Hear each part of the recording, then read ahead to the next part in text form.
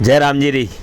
राजस्थान रा मुख्यमंत्री महिला दिवस रा मौका पे नारी तू नारायणी एक कार्यक्रम रो आयोजन कीधो और वनी रा तहत 10 बिजनेस वुमेन ने आमंत्रित की दी और अलग अलग क्षेत्र री जो महिलाओं आप क्षेत्र में ने बेहतरीन काम कीधा है वणा मुलाकात की दी और जन में ने बड़ी खुशी री बात है कि अपना अणी राजसमंद जिला री नाथद्वारा री मेवाड़ी बाई जो नाम जाण्यो जावे जिगीसा जोशी ने भी आमंत्रित की दी और वणारा अनुभव